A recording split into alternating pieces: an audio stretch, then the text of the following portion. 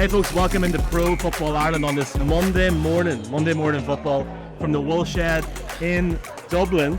It's lovely and warm in here in a good way. Michaela, look, first off, great to see you again and happy football. We're presented by 88 Sport, the official betting partner of the NFL in Ireland and in the UK as well. Here, great to have football back for a start, yeah? Yeah, it was kind of a weird Sunday, wasn't it? There was kind of some unexpected upsets, you know, kind of some people and teams didn't play as well as they should have. Yeah. So I think it was a surprising one. I think a lot of stuff happened that we didn't expect. I think you've hit the nail on the head there. It was a strange Sunday in the sense of it felt like it took a little while to get going for a lot of the games, but at the same time, it was an enjoyable Sunday. You know, it was one of those ones where it just felt like at the start of every season, regardless if it's soccer, if it's Gaelic, if it's American football, it's always a wee bit rusty, but it's definitely got into it by the end of it. Yeah. I guess I think we have to start off with obviously one of the biggest storylines of the day, and that is the victory of the Niners against the Steelers for a start off. You know, before we talk about the Steelers, you know, Brock Purdy in the first half, 14-21, 154 passing yards, 2 touchdowns, perfection almost.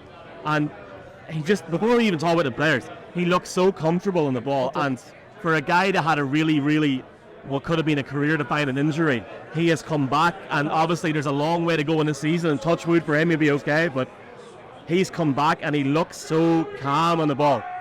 And the Browns fans in the background. I say the Browns fans have been. What did you think of Brock Purdy? I thought Brock.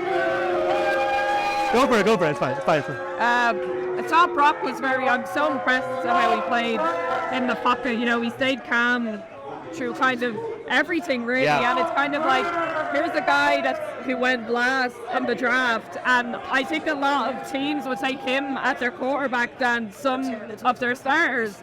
He's just unbelievable. He played better than a lot of big quarterbacks today. Joe Burrow didn't play his best. Brock Purdy definitely played 100 times better than him, Kirk Cousins, a lot of the guys. So if I was the 49ers, he's the only one that kind of lived up to the hype this weekend so far. And hopefully everybody can hear us. It's electric in the Woolshed. Yeah. There was the Rugby World Cup on earlier on. South Africa was here, but it's full to the brim for the NFL now, and it's great to see. If we walk away for a wee second, you can literally see all the fans here. So it's pretty awesome. It's pretty cool to see. You've hit the nail on the head again there. Like, look, Purdy looked fantastic. Brandon Ayuk had an unbelievable first half, 2 touchdowns, and you think this, like, we'll talk about the Steelers generally, but the Steelers get back into the game at the end of the first half, and then Christian McCaffrey, 65-yard touchdown run, and there's no harm in saying it, game over immediately, and it completely shifted the game. But I think it's a testament to how good the Niners were, because that Steelers defense is a great defense, and they ran around them with it. And I do think that Kenny Pickett during the off-season, he did have some great connections in pre-season with his wide receivers, and I do think that's going to continue on into the rest of the season. I just think for their first game, they were up against a tough team in the 49ers. The 49ers will probably go to the NFC Championship game with the Eagles. So, if I was a Steelers fan, I wouldn't be upset because, I know they didn't do a lot of things, but, a lot of teams are rusty at the start of the season. Look at the Bengals. They didn't play well at all today, and I'd have them as Super Bowl champions. So, I wouldn't be upset, but they were up against one of the best teams in the league. So, I do think there is good things coming for the Steelers. I think for both teams, obviously the future's bright for the Niners and what they've done, and they'll, as you said, they'll want to push on. The biggest question mark for me will be how far can the Niners go down the stretch this season with injuries, with fitness. But that's a cop-out, because that's with every team, and every team has that issue. Just looking at the Steelers very quickly, we've seen our good friend, the GOAT, Phoebe Schechter, was speaking to Art Rooney II pre-game on Sky Sports. Not to go into massive detail, because I feel like we've harped on about it for years now, but a serious testament to the work being done by the Steelers on Sky Sports. Steelers alumni, Steelers legends, not only talking about a watch party that we were meant to promote on this podcast tonight, but it's sold out already. 450 people, plus Yeah. Don't know if I can say that. Going to Croke Park in the Hogan Suite on November the 19th. That is unbelievable. But it shows you the real commitment by not just the Irish market, but by the, like, look, London get it. London get the fact that we deserve a game. We deserve added coverage. And I think tonight was the start of something very, very special on Sky. And it was great coverage as well. Yeah. I think we deserve a game for a lot of reasons. As you can see here tonight, there's loads of fans on the island of Ireland. You know, you sell out a Croke Park watch party. You know, this place is always packed out when the NFL is on. And I just think the connection that Ireland has with America, you know, we're kind of like cousins in a sense of we have the strongest connection, one of the strongest connections between different countries. So I think it just makes sense for the NFL to look into hosting a game here. You saw the amount of Americans that came over for the college game. Yeah, yeah, and I think there'd be so many domestic European fans that want to go to it. But yeah, you got the Americans as well. And look, we're a while off that yet. I'd say we're a few seasons off it. And like, I can't speak for a team, but I share your enthusiasm, which is great. Yeah. I will all be there smiling if it ever happens. Look, let's talk about my first off. I done like a betting video for 8 Idiot, and I said, Vikings minus 5.5. Oh my God. Like, the Bucks to go into Minnesota. And look, we can talk about Baker. I mean, Baker was not, like, so the game's over, so Baker was not, like, fantastic. But the Bucks get the job done as Zach Ertz walks past us. Yeah. 3 key takeaways for the Bucks defense in the first half. Undrafted rookie Christian Eisen had a big play in his NFL debut, and that's exactly what the Bucks need. Post Tom Brady era, they're going to be relying this year on their defense, obviously, and trying to make big plays. And I guess even if Baker Mayfield is not the product that we thought he would be coming out of the draft, if he can utilize Mike Evans and utilize the offense, they can have a decent enough season. That's a big upset win for them today in a positive way. Yeah, you know, everyone knows I'm a big Baker Mayfield fan. I always kind of stick up for him and think that he's got a good couple of chances in him. But even I thought the Vikings were going to beat them today. I just thought they have Cousins, they have the best wide receiver in the league with Jefferson. You know, I know the Buccaneers have Mike Evans, but if you were to compare Cousins and Baker Mayfield, you're going to pick Cousins all day long. And I was actually very happily impressed with Mayfield. He played very well. You know, there was a few times he kind of just didn't get the ball moving, but in the end he got the win. You know, he was celebrating with the guys. He got a couple of touchdowns. Yeah. So, you know, I think if he can keep that up and he can keep the consistency up, he can show everybody that he deserves to be a starter in the league. Absolutely. Very disappointing for Vikings fans. A lot of negativity from analysts saying that the Vikings were going to go downhill this year. I certainly thought that they would make a run at the NFC North. They still could. It's week 1. But not a great start, home opener, as the Browns fans start screaming again. Not a great start for him at all. And, you know, Cousins is going to have to pick himself up. But we've seen year on year he can do that. But this is a huge year for him. It feels like the end of an era after this year. Can he pick it up against the question? Alexander Madison had a decent game for them. It's a big week for them next week going into the week 2. With the Vikings? Yeah. Yeah, sorry, I couldn't hear you over the Browns. Oh, you're grand. It's loud. No, it is a big game next week for the Vikings. You know, I think a few people have them going to the Super Bowl. I think there wasn't Jason, I think it was Connor who said they have a chance this year. No, I do think they do. I think the Buccaneers were one of those teams that were just kind of like, you're either, you know, they weren't a definite win. You know, I think the people thought the Vikings were going to go in and just bash them. But, you know, the Buccaneers are just kind of, like, you saw them last year with Tom Brady and they still weren't the best. So they were just kind of up in the air. You don't know how they're going to play. So, you know, I wouldn't be too upset, you know, if I was a Vikings fan. Jefferson played incredible today. Unreal, but they need to beat teams like that, so time will tell. Staying on the NFC North very quickly, we'll talk about the late games in our part 2 with Connor coming in as well, and we'll talk more about this. But amazing to see Dan Whelan play for the Packers today. He's from the time of recording, about 20 minutes away from making history. The first of many, it seems. I mean, Ireland playing unreal in the rugby yesterday. They're great at Gaelic. I think we'll see another one very, very soon. Yeah, I know. Yeah, we probably 100% will see one again soon. Yeah. Big moment. Very best luck to Dan for the season. And shout out to his family. Big thanks to his mum, Anne, who sent us some lovely pictures. So I say they're very, very proud parents and family today. Jags Colts was an interesting game. I was getting a lot of hate from the Jags. on social media earlier on. So that picks graphic that Mark made, like Jag tag coming to going, Michael, really? But Anthony Richardson, like, first off, the first half, 11-15, no picks, 100 yards passing, 6 cars, 25 yards, touchdown. He then go into the second half, another one. He's the first quarterback, copy and paste mode, since 1970 to record both a passing and rushing touchdown in week 1. Joining Archie Manning, Cam Newton, and many others. Decent debut, but didn't work out for him. The Jags won the game 30-21. Jaguars look good, but like first off, the Colts, there's still promising signs there in that division because look, Tennessee, I feel like the Colts could make a run if Richardson, but even if this season is a test for him, decent start so far. Yeah, I don't think anyone has any expectations for the Colts coming into this season. I didn't think they'd beat the Jacksonville Jaguars today, and they didn't. But they did put it up to them. And Richardson had a brilliant start to his NFL career. He had 2 rushing touchdowns to start the game off. It makes you think though. Like imagine they had Jonathan Taylor as well. Like today, they would have won the game. But maybe Jonathan Taylor could look at this game and be like, okay, we're a decent team. So we could play well this season. So I won't be surprised if he kind of could change his mind because he has a quarterback there now. Everything's not going to rely on him. He's a rushing quarterback. It'll be interesting to see how he passes. But I'd be happy as a Colts fan seeing that. I know they lost, but Jacksonville are a threat now.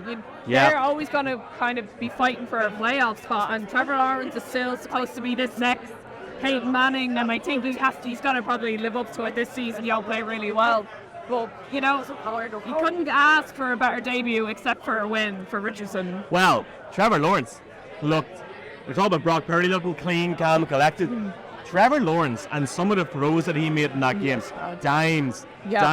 But it was a combination of that, and it was the performance of Calvin Ridley. Obviously, Calvin Ridley coming back from a long absence. We'll talk about Deshaun Watson in a minute, but whenever Deshaun Watson came back, he did not look fresh at all. He looked really unconfident. Yeah. Calvin Ridley today was like a man possessed. And in the first half alone, he had 92 yards, 1 touchdown. I think one of the passes he literally fired nearly into the crowd. The Jags have went to a different level, and yes, people have talked about them in the off-season, but my God, they showed up for real today. Exciting team that we're going to see in London twice. I know you're going to try and get over to the States as well. Great team to watch, and they've proved so many people wrong, and Lawrence now has his 3rd year, his 2nd year with proper head coach. I can't wait to see it. No, and they have another, he has Etienne, he has Ridley, and he has other receivers there. Yeah, Ridley as well, yeah. Christian Kirk, who he had a great connection with last year. He's still on the team, Christian Kirk, right? It's hard to believe how good they are in offense. I'm like, they're loaded. They're really loaded. Do you want to make a bold prediction with them or say nothing? I think they could possibly AFC Championship game. I think they'll be in the last 4 in the AFC. Yeah. I think if they stay healthy, they will be. I think they'll be I think we'll be watching them in divisional round Sunday. Maybe in here. Maybe we'll come back here if it's not as warm. I'm like Christian Scotland Williamson was here 2 weeks ago and he was like, oh my God, I'm sweating. He was like us right now, yeah. So it's good to have a 4K camera, and I'm not, for people watching this, I'm not in the bandwagon, Colorado, but they're 2-0. Right, couple of things for a start. We are going to talk, whenever we talk to Connor, we're going to talk about the situation in Tennessee where there was a couple of interesting calls with Mike Vrabel and that Tennessee team. We will talk about that at some point. And let's quickly look at Cincinnati against Cleveland. You were watching that a lot this evening. A couple of interesting storylines. For a start off, Joe Burrow gets paid. He literally said, you celebrate for 5 minutes, then you go back to it. Lovely answer, mature answer. They didn't show up. Like the Bengals, nothing worked. Deshaun Watson didn't have a great game. To be fair to Deshaun, the quarterback run, and he was pressured. His touchdown score was excellent. But a lot of Browns fans here, a lot of Americans here, but a lot of Browns fans here. What was your thoughts on that game? Because what's wrong with the Bengals? I don't know. Teams, every team in every sport have what I like to call bogey teams. Yeah. They're just teams they can't beat, and I don't think Joe Burrow's ever bet the Browns. It could be at least, I'm not sure, he probably bet them once. But I think it is once. I think that, I'll double check that for part 2. No, that is genuinely his bogey team. He can go in and he can beat the best of the best in the home. But whatever it is with the Browns, and you can't even blame Deshaun Watson. It's because he's never beaten the Browns or Mayfield or anyone else they have except that one time, if it is one time. So I don't know what it is. I think I'm not going to write the Bengals off yet. So, oh my God, they need to get that secondary in check, because that was the reason. Now, I know Burrow didn't play well today. Chase had a few nice catches, but that secondary is the reason they lost that game. It was atrocious. Every throw Watson was making, his receivers were just wide open. Time after time, I don't know what the secondary was doing. And if I was a Bengals fan, I'd be mega fuming. Mega fuming at that secondary, because they fixed their O-line this year. This should be their year. They fixed the big gaping hole that they had that couldn't protect Joe, and probably the reason they lost the Super Bowl. And now they probably have to fix the secondary now. But I'm still going to say they'll win the Super Bowl. Ooh. Even after today's performance. You're talking about the Bengals secondary being bad. The Vikings secondary was shocking. Yeah. Shocking. Couple of things we'll talk about. Ravens beat the Texans. The biggest storyline is Dobbins could be out for the season. So unlucky. But they get the job done without Mark Andrews as well, which shows you how good that offense is. It's already the start of the Ravens on their really bad history with injuries. Because that's the reason why they probably never make it that far in the playoffs, and they've already lost their running back. Wow. Who did score for them today? We will see what happens. It looks as if we're just finishing off our coverage here, and we'll be back for part 2. The Saints beat the Titans. That's for a start off. The Jaguars and the Colts. So the Jaguars get the win. Titans losing as well. Jaguars have a massive advantage in that division now, obviously 1 week in. But look, let's finish off this first part. For people wondering, Michaela, if we've got this far, it means the audio is worked, but it's so loud in here. But this is a new Monday thing we're going to do. I think the combination of you and Connor is excellent, so we're looking forward to it. I feel, and I'm sure you'd agree, that if people are NFL fans in Ireland, they want content as quickly as possible. They don't want it at 9 or 10 the next night, and this is why I'm buzzing to do this here. Appreciate you coming here tonight and doing this. We're going to do part 2 at home. I have to go up the road and do it, but it's an exciting time for us to be NFL fans. It's going to be an exciting season. Before we go, give me your pick for tomorrow night very quickly. Who's going to win Buffalo, New York? That's a hard one, because I've been saying that the Jets aren't probably going to go as far as everyone thinks they are. But in saying that, I do think Aaron Rodgers is he's gonna have to show off tomorrow, all those weapons he has. And I do think the Buffalo Bills are under a lot of pressure. They haven't made it to a Super Bowl, and they have McDermott, they have Allen. It has to happen. I think they're under pressure, and I do think there's a bit of friction there with Stephon Diggs, kind of throwing tantrums. So I do think Rodgers will get the better of them. But that's everyone's game of the week, probably. I have to give a massive shout out to 3 lads behind us in Seahawks, Vikings and Patriots jerseys. Peter's on from Roscommon for letting us stand here. Massive thanks to the Woolshed. Not just for tonight, but for last week. Christian Scotland Williamson. Jeff Reinbold has announced Derry, Belfast, Dublin, Cork, Limerick. My wife's going to divorce me. It's in here. It's there's 10 tickets left for in here. So it's this room right behind us. It's going to be great crack. Big thanks to 888. But we'll have the second half at home. And Michaela, I appreciate your time, appreciate everybody listening. If you want to interact with us at NFL Ireland, and we will chat to you in the second part. But if you're on the video, here's Conor Mangan and Michaela recapping the second part. If you're not in the video, we'll see you in part 2 of Pro Football Ireland's Monday Morning Football.